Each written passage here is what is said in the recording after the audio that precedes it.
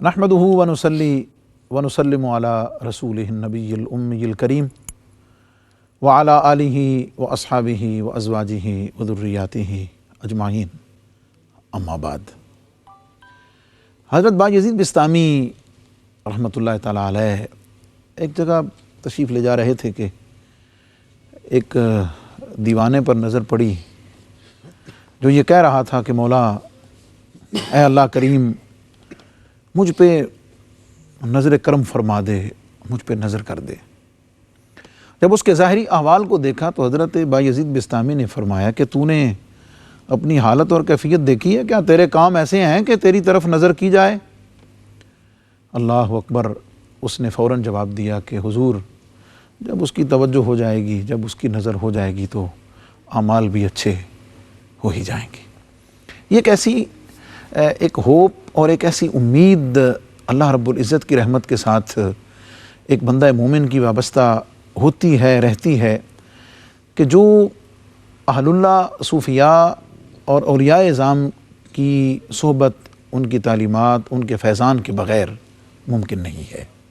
حضور سیدی و سندی و مرشدی حضرت داتا گنج بخش علی حجویری رحمۃ اللہ تعالیٰ علیہ، آپ کی ذات بابرکات، آپ کی تعلیمات، آپ کے ارشادات اللہ رب العزت کے ساتھ بندے کا وہی امید، رحمت اور محبت والا تعلق مضبوط کرتے ہیں۔ اور آپ کی تعلیمات اور ارشادات پر مشتمل پروگرام لے کر کشف المحجوب آپ کا میزبان مفتی محمد رمضان سیالوی آپ کی خدمت میں حاضر ہے۔ اور ہمیشہ کی طرح اس پروگرام میں جو حضور فیض عالم داتا گنج بخش رحمۃ اللہ علیہ کی کتاب کشف المحجوب شریف کے حوالے سے منعقد ہوتا ہے، اس کے الفاظ کی تشریحات اور معانی اور مطالب پر گفتگو کے لیے میرے ساتھ تشریف فرما ہوتے ہیں۔ ہمیشہ کی طرح آپ کی میری ہم سب کی جانی پہچانی علمی روحانی اور بالکل حضور فیض عالم داتا گنج بخش رحمۃ اللہ علیہ کی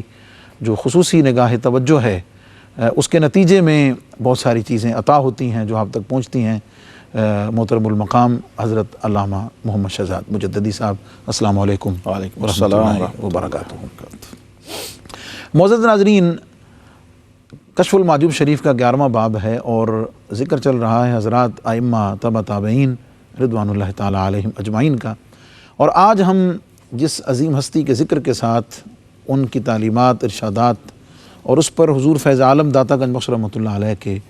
ایک نورانی اور بڑے علمی تبصرے کے ساتھ آپ کی خدمت میں حاضر ہیں، وہ ہستی ہیں حضرت ابو صالح حمدون رحمۃ اللہ تعالیٰ علیہ۔ حضور فیض عالم داتا گنج بخش رحمۃ اللہ علیہ کا جو شخصیات کے ذکر میں اسلوب ہے، آپ یقیناً اب اس سے واقف ہو گئے ہوں گے کہ حضور داتا گنج بخش علی حجویری رحمۃ اللہ علیہ ابتداءً اس شخصیت کا تعارف مخصوص القابات کے آئینے اور روشنی میں فرماتے ہیں، اور ایسے الفاظ اور القابات کا انتخاب فرماتے ہیں کہ ان صاحب ذکر کی جو خصوصی وصف ہے، شان ہے، جس میں وہ ممتاز ہوتے ہیں اولیاء اعظام کی صف میں، وہ اسی ٹائٹل اور اسی عنوان اور لقب کے ساتھ سامنے آ جاتی ہے۔ حضرت ابو صالح حمدون رحمۃ اللہ تعالیٰ علیہ، ان کے بارے میں 3 چیزیں حضور فیض عالم داتا گنج بخش رحمۃ اللہ علیہ نے ذکر فرمائی ہیں۔ ایک تو قدوہ اہل ملامت، ظاہر اس کی لفظی تشریح میرے اور آپ کے مہمان مکرم فرمائیں گے، قدوہ اہل ملامت، اور اس کے بعد قدماء مشائخ میں ورع اور فقہ کے اندر ایک خصوصی اور خاص درجے کے مالک، اور تیسری چیز کہ آپ کا سلسلہ نوری تھا۔ تو اس پر سلسلہ وار ہم بات کریں گے، لیکن سب سے پہلے میں گزارش کروں گا اپنے معزز مہمان سے کہ یہ اہل ملامت کون ہوتے ہیں، اور اس کے لیے جو آپ نے قدوہ کا لفظ استعمال فرمایا ہے، یعنی ایک امام اور اس کے بعد پیشوا، اور قدوہ کا جو لفظ خاص حضور فیض عالم نے ارشاد فرمایا ہے، اس سے آپ کی کس خصوصیت کی طرف اشارہ ہے، اور اہل ملامت میں خصوصی جو بات ہے اس کے بارے میں ہم کیا فرمائیں؟ بسم اللہ الرحمن الرحیم۔ شکریہ مفتی صاحب۔ الحمدللہ رب العالمین والصلاة والسلام علی اشرف الانبیاء والمرسلین وعلی آلہ وصحبہ اجمعین۔ حضرت شیخ ابو صالح حمدون بن احمد القصار نیشاپوری رحمۃ اللہ تعالی علیہ۔ نیشاپور جو ہے بار بار ذکر آتا ہے اس شہر کا، آج کل ایران کا حصہ ہے یہ صوفیہ کرام کا سمجھ لیجئے کہ تصوف کا عروس البلاد تھا۔ جی، اور عالم اسلام میں اس شہر کو علمی، روحانی اور فکری حوالے سے بڑی اہمیت و مرکزیت حاصل رہی ہے۔ جس طرح خراسان کے علاقے کی ایک پہچان اور شناخت تھی، اور حضرت احمد بن خضروی رحمۃ اللہ علیہ کا ہم نے ذکر کیا پہلے، اسی طرح نیشا پور کے اندر حضرت ابو صالح حمدون بن احمد القصار رحمۃ اللہ تعالی علیہ، امام مسلم نیشا پور آپ جانتے ہیں امام مسلم کا شہر ہے، حضرت خواجہ فرید الدین عطار رحمۃ اللہ علیہ کا شہر ہے،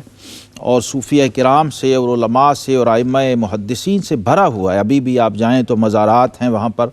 بزرگوں کے۔ اب یہ وہ زمانہ ہے کہ 3 صدی ہجری، تاریخ اعتبار سے آپ دیکھیے کہ 271 ہجری آپ کا سن وصال ہے حضرت شیخ ابو صالح حمدون بن احمد القصار رحمۃ اللہ تعالی علیہ کا، اور یہ اتنا رچ پیریڈ ہے علمی، فکری، روحانی اعتبار سے اسلام کی تاریخ کا، کہ جنہوں نے تاریخ پڑھی ہے وہ جانتے ہیں کہ کوئی قریہ، کوئی کوچہ، کوئی محلہ ایسا نہیں تھا جہاں کوئی 2-4 امام نہ ہوں۔ سبحان اللہ، بہتات تھی، کثرت سی علوم کی، جیسے اب کہت الرجال ہم کہتے ہیں، تو اس وقت کثرت رجال تھی، اور وہ فورے رجال تھا علم کا، اور ہر شخص اپنی جگہ ایک صاحب کمال تھا۔ اچھا، عجیب و غریب بات یہ ہے کہ حضرت ابو صالح حمدون رحمۃ اللہ تعالی علیہ، آپ حضرت سفیان ثوری رحمۃ اللہ علیہ کے مذہب کے فقیہ بھی ہیں، اور آپ صاحب سند محدث بھی اور مسند بھی ہیں، جیسا کہ ہم ذکر کرتے رہتے ہیں۔ اچھا، اس کے ان ساری اصل میں سارے وہ جو ٹائٹل لائے قدوہ اہل ملامت کہنے کا وجودات صبرم، اس کی وجہ یہ ہے کہ یہ کوئی ایسا امی یا گوشہ نشین صوفی یا درویش نہیں تھا کہ جس نے ملامت اختیار کر لی یا گدڑی پہن لی۔ قدوہ اہل ملامت اس لیے ہے کہ تصوف میں مشرب ملامت کو اختیار کر رہا ہے، مذہب میں سفیان ثوری رحمۃ اللہ جیسے فقیہ کا جو ہے وہ فالوور ہے، مقلد ہے، اور اس میں بھی صاحب افتاء و فقہ ہے خود۔ اچھا، اور علم حدیث میں بھی صاحب سند ہے۔ پھر سلسلہ ابو تراب نقشبی رحمۃ اللہ تعالی علیہ، حضرت عسکر بن حسین رحمۃ اللہ، جن کا ہم پہلے تفصیل سے ذکر کر چکے، ان کا سلسلہ ہے۔ اب یہاں اس سلسلے کی ایک خصوصیت پوری ہماری تاریخ تصوف میں یہ ہے کہ یہ لوگ انفرادیت کے حامل لوگ سمجھے جاتے ہیں۔ یہ جو چین ہے تصوف کی، جو حضرت ابو صالح حمدون، ابو تراب نقشبی اور حضرت ابو الحسین نوری رحمۃ اللہ تعالی علیہ تک جاتی ہے، ٹھیک، اس وجہ سے اس کو نوری سلسلہ داتا صاحب رحمۃ اللہ تعالی علیہ نے فرمایا کہ ایک نوری گولڈن چین ہے، اور سارے سلیکٹڈ لوگ ہیں، اور جو شیخ یا خلیفہ اپنے شیخ سے نسبت لیتا ہے اور سلسلہ لیتا ہے، بس اس کے علاوہ اس سے بڑا کوئی آدمی اور نظر نہیں آتا اس سلسلے میں، اس شیخ کے پورے حلقے میں۔ تو ایک انفرادیت ان سب کو حاصل رہی، علمی روحانی کمالات کے ساتھ ساتھ ملامت کا ان پر غلبہ رہا، اور وجہ اس کی کیا ہے؟ وجہ وہی ہے جو ان کے شیخ سے ان کو وراثت میں ملی، کہ تمام تر کمالات کے باوجود کسی کمال کی نسبت اپنی طرف نہ کرنا، اور کسی بھی نیکی کا کریڈٹ طلب نہ کرنا، نہ لوگوں سے، نہ اپنے خالق سے، نہ اپنے آپ سے۔ قدوہ اہل ملامت آپ یوں بنے ہیں کہ آپ ہی وہ پہلے شخص و فرد ہیں جس نے ملامت کو بطور مشرب متعارف کروایا ہے کہ یہ بھی ایک مشرب ہے۔ اور اس سے پہلے ہم ذکر کر چکے ہیں ملامت پہ تو تفصیل سے حضور داتا صاحب رحمۃ اللہ نے بات کی، ہم بھی کر چکے، لیکن اس کی سادی سی ڈیفینیشن اگر ریپیٹ ہو جائے تو نئے لوگوں کے لیے۔ ہاں، ملامت تصوف میں یہ ہے کہ آپ شریعت کی راہ پر اس طرح چلیے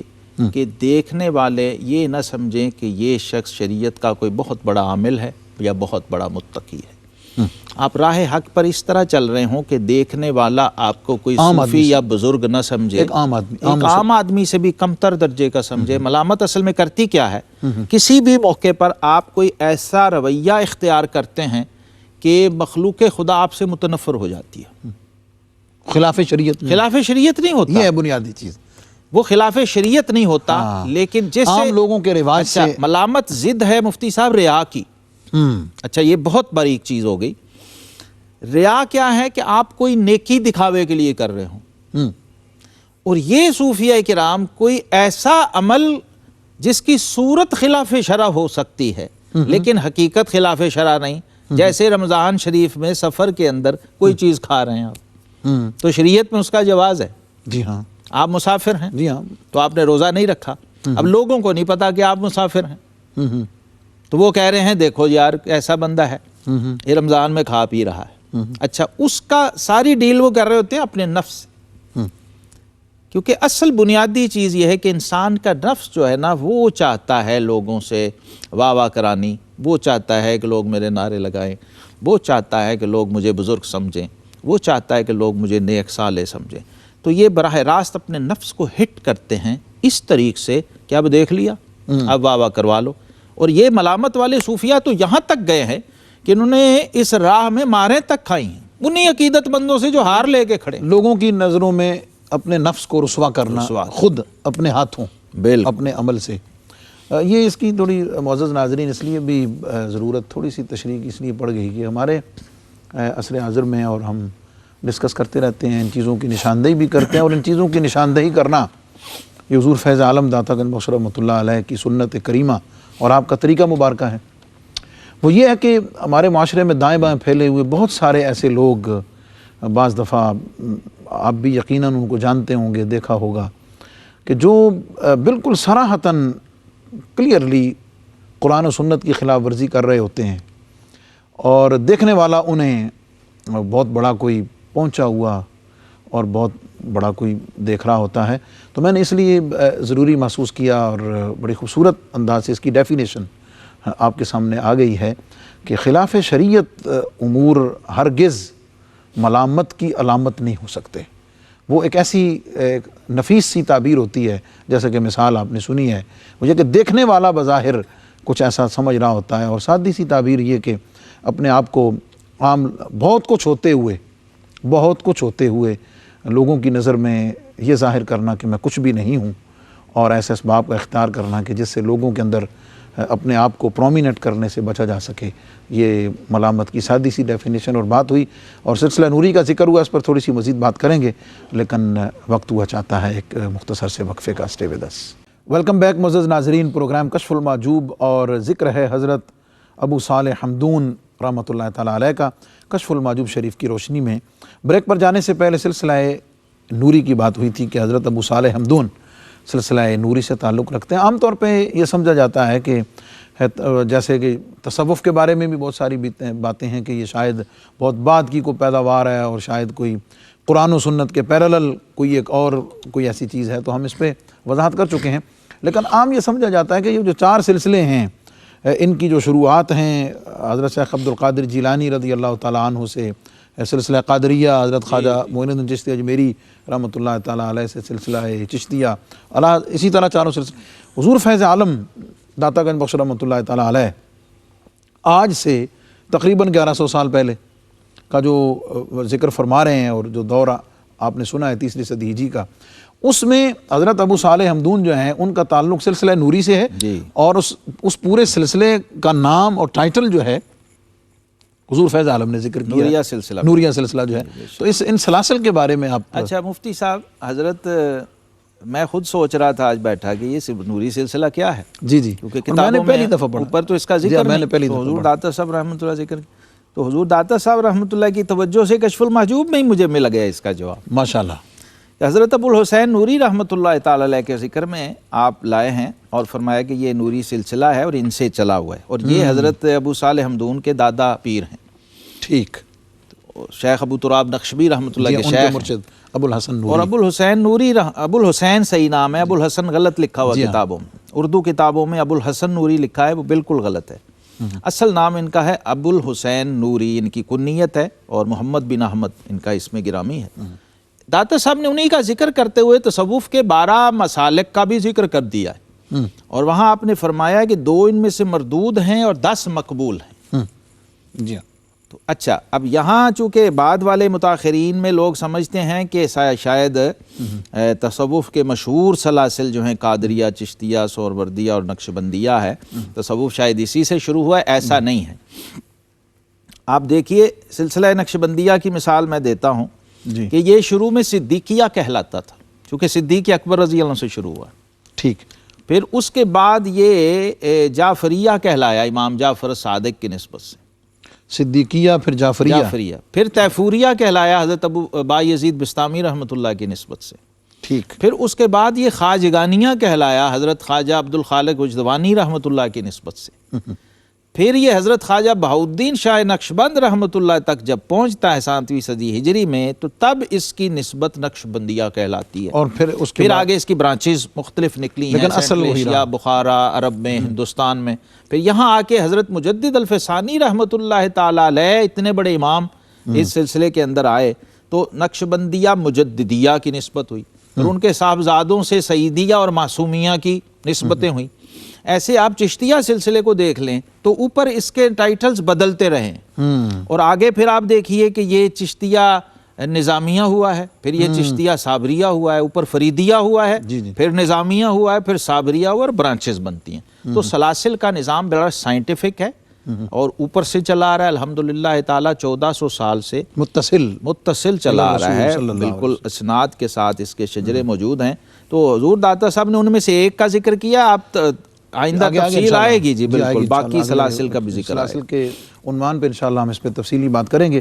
معزز ناظرین، حضور فیض عالم داتا گنج بخش رحمۃ اللہ تعالیٰ علیہ نے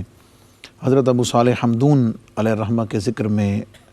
آپ کی جو خصوصیت بیان کی ہے، خاص وصف بیان کیا ہے کہ آپ کا جو کلام ہے، جو گفتگو ہے، آپ کا خطاب اور آپ کا واعظ ہے، وہ علماء، مشائخ اور تمام طبقات میں اتنا معروف اور مشہور، اور کلام میں بڑے رموز اور اعمال ان کی طرف اشارہ اور تربیت تھی۔ چنانچہ آپ فرماتے ہیں کہ ایک دفعہ نشا پور کے ائمہ اور مشائخ حضرت ابو صالح حمدون علیہ الرحمہ کی خدمت میں حاضر ہوئے اور عرض کی کہ آپ کچھ ممبر پہ جلوہ افروز ہوں اور کچھ واعظ کریں تاکہ لوگوں کو آپ کے کلام سے فائدہ ملے۔ اس کے جواب میں آپ نے جو فرمایا، ایک تو جو آپ قدوہ اہل ملامت، جی وہ یہاں سے چھلکے گا، پتہ چلے گا کہ وہ کیسے ہوئے۔ آپ نے فرمایا بھی مجھے واعظ کرنا زیب ہی نہیں دیتا، بالکل مجھے واعظ کرنا زیب نہیں دیتا۔ فرمایا کیوں بھئی؟ اب اس کی وجہ کیا فرماتے ہیں؟ آپ فرماتے ہیں کہ بات اصل میں یہ ہے کہ میرا دل جو ہے نا ابھی دنیا اور اس کے جاہ و جلال کے ساتھ جڑا ہوا ہے، اور جب میرا دل دنیا اور اس کی جاہ کے ساتھ وابستہ ہے تو پھر میرا کلام بے فائدہ ہوگا اور لوگوں کے دلوں پر میری بات کوئی اثر نہیں ہوگی، اور جب آپ کی بات لوگوں کے دلوں پہ اثر نہ کرے تو وہ علم کی توہین اور علم کا استخفاف ہے۔ اللہ کیا فرمائیں گے اس؟ اب دیکھیے اپنے ساتھ بدگمانی کس درجے کی ہے، اپنے نفس سے بدگمانی کا لیول، جی قدوہ اہل ملامت اس لیے فرمایا حضور داتا صاحب نے، اس کی جسٹیفیکیشن دیکھیے، ان کے قول سے بھی مل رہی ہے، ان کے فعل سے بھی مل رہی ہے، ان کے حال سے بھی مل رہی ہے۔ یہی قدوہ اہل ملامت کی نشانی ہے کہ جو سب سے زیادہ اپنے نفس پہ بدگمانی رکھتا ہے، باوجود اس کے کہ خلق خدا کے اندر اس کی شہرت اور اس کی پہچان ایک بزرگ کی ہے، ایک امام کی ہے، ایک صالح شخص کی ہے، اور علماء خواہش کر رہے ہیں، عوام نہیں، کہ آپ ہمیں کچھ رہنمائی کیجئے۔ جی، اب ان کا عالم کیا ہے؟ یہ ہے مشرب ملامت، کہ میرا دل دنیا اور جاہ کے ساتھ وابستہ ہے۔ اب وہ اپنے اندر جھانکتے ہیں جب، تو وہ یہ دیکھتے ہیں کہ میرے اندر ابھی کچھ اثرات اس کے موجود ہیں۔ مفتی صاحب یہ بہت باریک مقام ہے، جناب، کوئی نہیں جانتا، صرف وہ جانتے ہیں، اپنے دل کا حال، جی وہ جانتے ہیں اس کو۔ اب اس پر ان کا عمل دیکھیے کیا ہے، اور خیر خواہی کی، للہیت کو، اخلاص کی یہ معراج ہے کہ وہ یہ نہیں چاہ رہے کہ وہ جو میرے باطن کا وائرس ہے وہ سپریڈ ہو، اللہ اکبر، کیونکہ جب میں واعظ و کلام کروں گا تو وہ میرے اس کلام میں جائے گا اور لوگوں پہ اثر کرے گا۔ اور یہ حضرات صوفیہ کے مجربات میں سے، اور ہم نے اپنے مشائخ کو بھی دیکھا ہے۔ ہمارے پیر و مرشد رحمۃ اللہ علیہ بعض مواقع پر ہم جاتے تو آپ فرماتے کہ ابھی میں تمہیں روحانی توجہ نہیں کر رہا، تم سمجھو گے کہ ہم اتنا سفر کر کے لاہور سے آئے ہیں، پشاور آئے ہیں، تو حضرت کوئی توجہ نہیں فرما رہے۔ تو فرمایا میری طبیعت خراب ہے، میں بیمار ہوں جسمانی طور پہ، اگر میں توجہ کروں گا تو وہ میری بیماری کے بھی انعکاس کا اندیشہ ہے تمہاری طرف، تو کہیں تم بیمار نہ ہو جاؤ، اس اندیشے سے میں توجہ نہیں کرتا۔ یہ حضرات صوفیہ کی للہیت و اخلاص ہے. انہیں معلوم ہے کہ میرے وجود کی تاثیر جب دوسرے میں منتقل ہوگی تو ویسے ہی نتائج سامنے لائے گی جیسا کہ میری حالت و کیفیت ہے. اور یہ ہوتا ہے، اور اس پہ تاریخ تصوف کی بھری ہوئی ہے. شیخ جس حال و کیفیت میں ہو، جس موقع پر بھی، جلال میں ہو، جمال میں ہو، مختلف بدلتی رہتی ہے نا کیفیات، تو وہ پھر آگے مریدوں میں اسی طرح کنورٹ اور ٹرانسفر ہونا ہوتا ہے اس فیض نے. تو یہ لوگ اتنے محتاط ہوتے ہیں کہ اس پہ بھی فلٹریشن کا سسٹم انہوں نے قائم رکھا ہوتا. اب وہ یہ نہیں چاہ رہے کہ میں ممبر پہ بیٹھوں، میں لوگوں سے خطاب کروں اور کلام کروں اور وہ ساری چیزیں ان کے اندر منتقل ہوں، اور اس کے جو نیگیٹو اثرات ہیں، جو خیر پازیٹیو ہیں وہ ہوں نہ، نیگیٹو چلے جائیں، اور لوگ کہیں دیکھو جی ابو صالح حمدون کا ہم نے کلام سنا، کوئی بات سمجھ بھی نہیں آئی، کوئی اثر بھی نہیں ہوا، اس پر لوگوں کو عمل کرنے کو جی بھی نہیں چاہا، اور شریعت مطہرہ کا اس کو استہزاء کرنا سمجھا انہوں نے. بہت بڑی. مفتی صاحب ابھی آپ نے بات کی نا دائیں بائیں ادھر ادھر، جو جاہل سے جاہل بندہ ہے وہ جناب ممبر پہ بیٹھ کے خطاب کرنے کو اس کا دل بے چین ہے، مائک پکڑ لے تو چھوڑنے کو تیار نہیں. اور یہ قدوہ اہل زمانہ ہو کے وہ کہہ رہے ہیں نہیں بھائی آپ ہی کر لیں جس نے چاہ کر. حضرت امام اعظم ابو حنیفہ حضرت سیدی غوث پاک رضی اللہ تعالیٰ عنہ نے پہلا واز اپنی زندگی میں 53 سال کی عمر جی پہلا واز فرمایا، اور نبی پاک صلی اللہ علیہ وسلم کے حکم پر فرمایا. دعا بتا کیے جب جانے. ادھر سے ارشاد ہوا پھر ادھر سے مہربانیاں ہوئیں. اچھا اس سے میں اب ریلیٹ کر کے حضور غوث پاک شہنشاہ بغداد محبوب سبحانی رحمۃ اللہ تعالیٰ علیہ کا تربیت کا ایک واقعہ عرض کر دوں تاکہ یہ پورا کھل جائے یہ اصل پورا معاملہ کیا ہے. آپ کے صاحبزادے بڑے شیخ عبد الوہاب رحمۃ اللہ علیہ جیلانی، وہ جب الازہر سے مصر سے پڑھ کے آئے نا، بہت کمال فارغ التحصیل ہو کے مکمل، جب پہنچے بغداد شریف آئے، دیکھا والد صاحب بڑی شان ہے، بڑا لوگ ہیں، جمعہ کی مسجد بھرتی ہے اور بڑا واز و کیفیات، حال و احوال. اب انہوں نے چاہا کہ میں بھی تھوڑا جو پڑھ کے آیا ہوں اپنے والد کو، ان کے مریدوں کو پتہ لگے کہ ان کا بیٹا صاحبزادہ پڑھ کے آئے.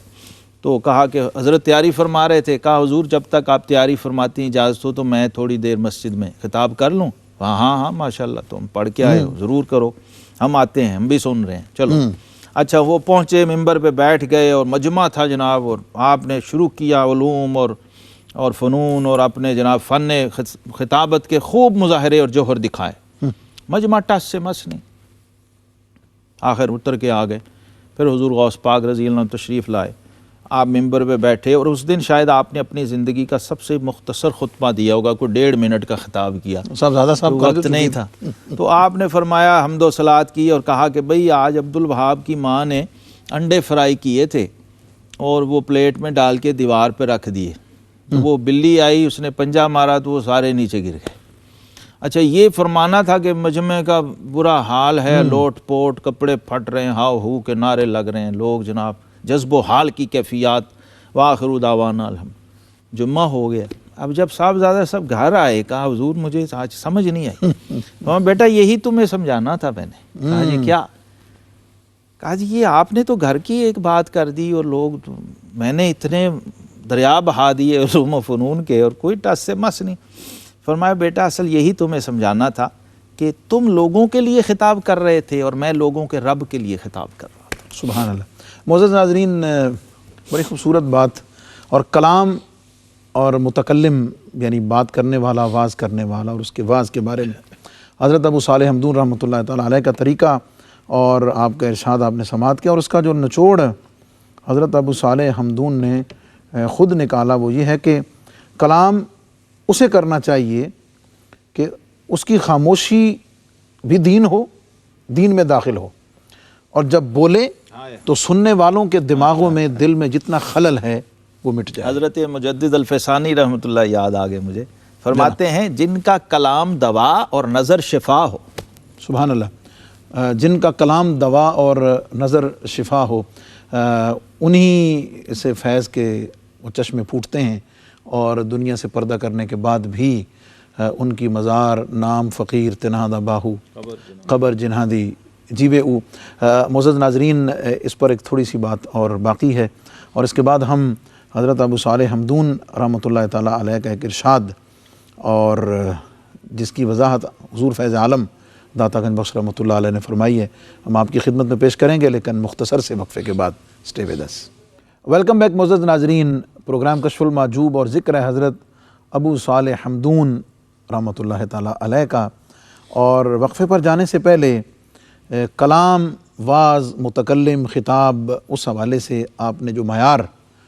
قائم فرمایا اور جس کی طرف آپ نے اشارہ بھی فرمایا اور اپنے عمل سے اس کو ظاہر بھی فرمایا،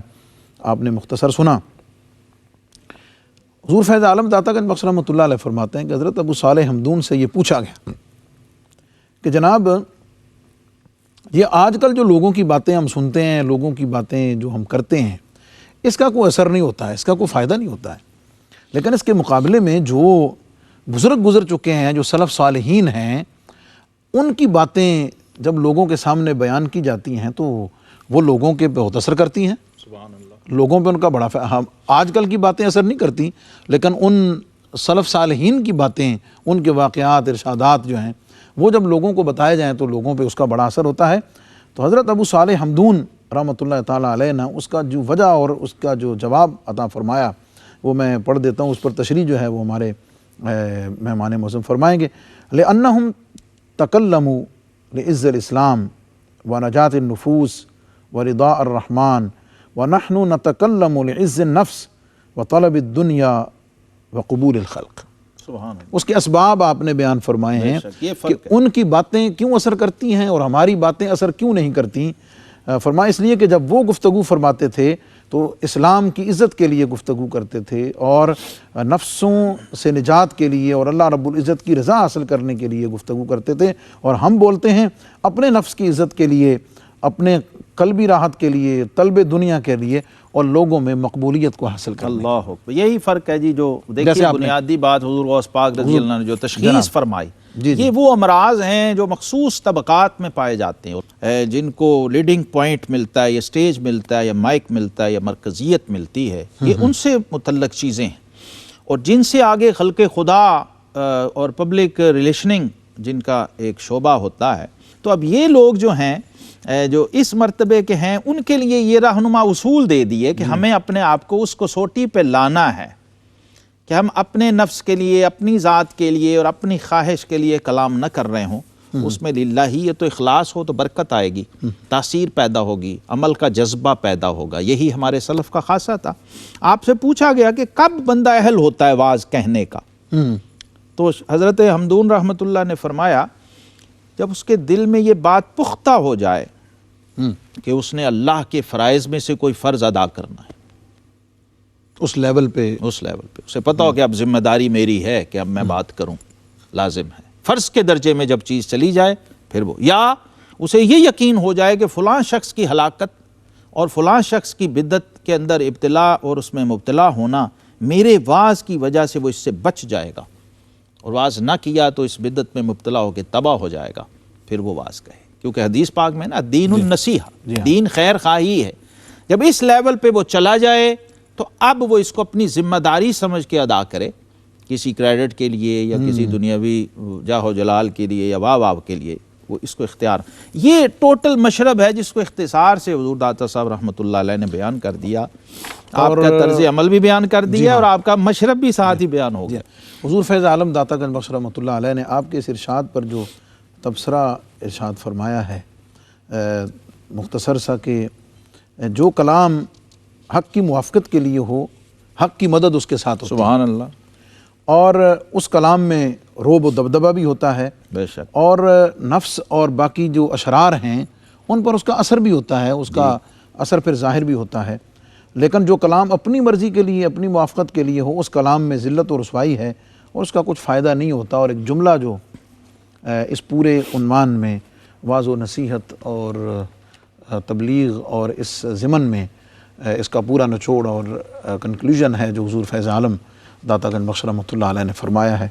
وہ فرماتے ہیں کہ ایسے بولنے سے نہ بولنا بہتر ہے۔ دیکھیے ہمارے اسلاف کا، بزرگوں کا یہی طریق رہا ہے جی، اور حدیث پاک دیکھیے، من سمعت نجا۔ جی اچھا، آگے اس لیے کہ ایسا بولنے والا خود اپنے لفظوں سے بیگانہ ہوتا، یہ ہوتا ہے، اس کو پتہ وہ بول رہے اسے نہیں پتا میں کیا بول رہا ہوں اور اس کے کیا نتائج ہوں گے اور کیا اثرات ہوں گے۔ جب بے محابہ بے تحاشا بولے گا اور بغیر بریک کے بولے گا، پھر یہ حال ہے۔ اب آج کل ہمارے اسٹیجوں پہ اللہ ماشاء اللہ اس طرح کے بعض چیزیں دیکھنے سننے کو ملتی ہیں، اور یہ ہمارے لیے بہت بڑا روشنی کا مینار ہے کہ ہمارے سلف کا طریق کیا ہے۔ حضرت مولانا رومی رحمۃ اللہ علیہ فرماتے ہیں خوش طرح باشد کے سر دل براں گفتہ آیت در حدیث دیگراں، کہتے ہیں عاشق کی نشانی تو یہ ہوتی ہے کہ وہ محبوب کی باتیں خود نہیں کرتا، وہ چاہتا ہے دوسرے سے سنیں۔ سبحان اللہ۔ تو حضور داتا صاحب رحمۃ اللہ بھی یہاں ہی کنکلوژن یہی کیا، نتیجہ یہی نکالا کہ ایسی فضول گوئی سے نہ بولنا بہتر ہے، اور ایسے غیر مفید کلام سے چپ رہنا بہتر ہے، اور کسی ایسے کو موقع دینا کہ جو مفید کلام کر سکتا ہے، بول سکتا ہے، وہ بولے۔ حضرت حمدون بن احمد بن عمار ابو صالح القصار النشاپوری رحمۃ اللہ علیہ، آپ چونکہ محدث ہیں اور صاحب مسند ہیں اور صاحب سند محدث ہیں، خود مسند ہیں، آپ کی میں سند سے برکت کے لیے ایک روایت پڑھ دوں، یہ ترمذی شریف میں، سنن دارمی وغیرہ مجموع الزوائد میں موجود ہے یہ حدیث۔ حضرت ابو برزہ اسلمی رضی اللہ تعالیٰ عنہ کی روایت ہے، آپ اپنی حضرت امام سلمی رحمہ اللہ اس کو اپنے والد گرامی کی سند سے لائیں، کہتے ہیں حدثنا ابی رحمہ اللہ قال حدثنا عبداللہ ابن محمد ابن منازل، یہ حضرت کے خلیفہ ہیں جن کا داتا صاحب نے ذکر بھی کیا۔ اب دیکھیے اپنے شیخ سے حدیث روایت کر، وہ بھی آگے محدث تھے، وہ کہتے ہیں حدثنا حمدون ابن احمد القصار، یعنی آپ کے خلیفہ روایت کر رہے ہیں، حدثنا ابراہیم الزراد حدثنا ابن نمیر عن الاعمش عن سعید ابن عبداللہ عن ابی برزہ الاسلمی رضی اللہ عنہ،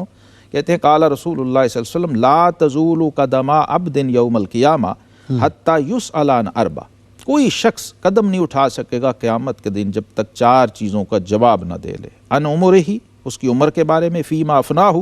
کہ اس نے اپنی عمر ساری کہاں گزاری، وان جسدی فیما ابلاہ، اس کے جسم کے بارے میں جو اس کے پاس امانت ہے وہ اس نے کہاں کہاں صرف کیا اپنے جسم کو، اپنے وجود کو، وان مالہ، اپنے مال کے بارے میں، من این اکتسبہ، یہ مال اس نے کہاں سے کیسے حاصل کیا، وائین وضعہ، اور کہاں اس کو خرچ کیا، اور چوتھی چیز وان علم ہی ما عمل فیہ، اس کے علم کے بارے میں اس سے پوچھا جائے گا کہ اس نے اس پر کس درجے عمل کیا ہے۔ یہ ہمارے ائمہ صوفیہ ہیں مفتی صاحب، جو ماشاءاللہ نبی پاک صلی اللہ تعالیٰ علیہ وسلم سے کتنے زاویوں اور اینگلز سے جڑے ہوئے نظر آتے ہیں۔ سبحان اللہ۔ وقت بالکل اختتام کے قریب ہے۔ کلام، واعظ اور گفتگو کے آداب میں سمجھتا ہوں بہت احسن طریقے سے حضور فیض عالم داتا گنج بخش رحمۃ اللہ علیہ نے حضرت ابو صالح حمدون کی ذکر میں اور شخصیت میں ذکر کیے ہیں۔ آج کے دور میں جو میں اور آپ بلکہ بے شمار لوگ اس حوالے سے جو سٹینڈرڈ اور جو چیزیں دیکھتے ہیں، اور اگر اس سٹینڈرڈ پر دیکھنا یعنی تھوڑا ایک لمحے کے لیے، یعنی تربیت اور اصلاح کی نظر سے، یعنی ہمارے ہاں تو یہ ہے کہ بھئی اس بات پہ بحث و مباحثہ ہوتا ہے کہ بھئی آپ نے ٹائم مجھے کیوں نہیں دیا۔ بالکل، بلکہ میں آپ کو بڑی عجیب بات بتاؤں کہ داتا صاحب رحمۃ اللہ علیہ کے عرص مبارک پر ہم جو شیڈول ترتیب دیتے ہیں، سم ٹائم کچھ ایسے بھی مطلب ہو جاتا ہے کہ جناب آپ نے میرا نام نیچے کیوں لکھا ہے۔ صحیح ہے، سمجھ آ گئی آپ کو، اوپر اور دوسرے کو ٹائم زیادہ دیا اور مجھے کم سمجھ آ دیا۔ گئی۔ حالانکہ اس کی ترتیب میں بعض دفعہ ہم یہ رکھتے ہیں کہ جو سینئر ہوتا ہے ہم اس کو آخر میں ہی رکھتے ہیں، بالکل صحیح ہے، اور ایسے ہی محافل میں بھی مطلب سینئرز کی تقریر بعد میں ہوتی ہے۔ تو اس حوالے سے مطلب ہے کہ ناموں میں ہر کوئی چاہتا ہے میرا پہلے آئے اور خطاب میرا بعد میں ہو، یہی نفسانیت کی چھوٹی چھوٹی مثالیں ہیں، لیکن یہ تو بہت چھوٹا لیول ہے مفتی صاحب۔ آپ یہ لیول دیکھیے جو ہمیں سمجھایا گیا ہے کہ آپ نے انما یخش اللہ من عبادہ العلماء کی کسوٹی پہ خود کو پرکھنا ہے۔ اللہ رسول کی نظر میں بھی آپ کچھ ہیں یا نہیں، خلق خدا کی نظر میں آپ ہوں بڑے۔ داتا صاحب رحمۃ اللہ فرماتے ہیں کہ ایک بندے کی شہرت بعض دفعہ مشرق سے مغرب تک پھیل جاتی ہے، لیکن اللہ کی بارگاہ میں اس کی حیثیت ایک مکھی کے پر جتنی نہیں ہے۔ اللہ، تو آپ اس کو سوٹی پہ خود کو پرکھیے، اپنے ان بزرگوں کے سامنے ان کے کٹہرے میں اپنے آپ کو پیش کیجئے کہ جو میں نے آدھا گھنٹہ 35 منٹ بولا ہوں، اس میں للہیت کے ساتھ کتنا بولا ہوں، اور اس میں دکھاوا کتنا مقصود تھا، اور پبلکلی بھی آپ نے جو بڑا خوبصورت اشارہ کر دیا۔ میں لوگوں سے کہتا ہوں کیونکہ آپ کے آن ڈیمانڈ ہے یہ سارا کچھ، جو آپ انتظام کریں، جو محفل کرنے والے، جو بلانے والے۔ اب دیکھیے رومی رحمۃ اللہ فرماتے ہیں کند ہم جنس باہم جنس پرواز، کبوتر با کبوتر باز بباز، جیسے آپ ہوں گے نا ویسے ہی آپ کو خطیب آئے گا، ویسے ہی آپ کو وائز بلائیں گے۔ آپ خود چوائس پتہ چل جائے گا، بالکل آپ کا جو میلان ہے وہ پتہ چل جاتا ہے کہ آپ کی محفل میں نعت کون پڑھ رہا ہے، آپ کی محفل میں خطاب کون۔ بڑی خوبصورت بات یہ سامنے آ گئی کہ محافل کی اصلاح پر بہت کچھ مطلب ہم بلا کہتے ہیں نا، شبہ۔ تو اس سے کہیں زیادہ ضروری جو محفل منعقد کرنے بے والا ہے شک اس ان کی پہ اصلاح، 75% میں اس کی سمجھتا ہوں اصلاح وہ ضرور، ذمہ دار ہیں۔ اس کی- اگر وہ ارینجمنٹ اچھا کر لیں، سٹینڈرڈ اور معیار کا کر لیں، تو یہ سارے معاملے بہت خود ساری بخود چیزیں، ٹھیک ہو جائیں گے، بہت ساری اور میں اس کو مجرب پایا اس چیز کو۔ معزز ناظرین، حضرت ابو صالح حمدون رحمۃ اللہ تعالیٰ علیہ کا ذکر کشف المعجوب شریف میں بظاہر بڑا آپ کو باقی ائمہ کے مقابلے میں مختصر دیکھنے کو ملے گا، لیکن حضور فیض عالم داتا گنج بخش رحمۃ اللہ تعالیٰ علیہ نے جس خوبصورتی کے ساتھ اور کمال محبت اور شفقت کے ساتھ ان کی شخصیت کے وہ پہلو، اور کہہ لیجیے کہ اگرچہ بے شمار پہلو یقیناً ہیں اور ہوں گے، جیسے آپ نے سنا ہے حدیث کے حوالے سے، فقہ کے حوالے سے اور باقی، لیکن کلام، متکلم، واعظ، نصیحت اور واعظ کے لیے جو ایک معیار اور جو ذکر کیا ہے حضور فیض عالم داتا گنج بخش رحمۃ اللہ علیہ نے، بلا شبہ وہ ہم سب کے لیے اور تمام کلام کرنے والوں کے لیے، خطباء کے لیے، واعظین کے لیے اور لیکچررز کے لیے، اور جو اس منصب پہ فائز ہیں ان کے لیے بہت ساری حدود و قیود اور بہت ساری راہوں کو متعین کرتا ہے۔ معزز ناظرین، اس کے ساتھ ہی ہمارے پروگرام کا وقت ختم ہوا چاہتا ہے۔ بہت بہت شکریہ جناب، اپنوں کا دائیں بائیں سب کا بہت خیال رکھیں، اس لیے کہ اسی میں ہم سب کی بھلائی ہے، اور حضور فیض عالم داتا گنج بخش رحمۃ اللہ تعالیٰ علیہ کی نگاہ کرم کے خصوصی فیضان کے حصول کے لیے ان کی تعلیمات پر اللہ ہمیں عمل کی توفیق عطا فرمائے۔ والسلام علیکم ورحمۃ اللہ تعالیٰ وبرکاتہ۔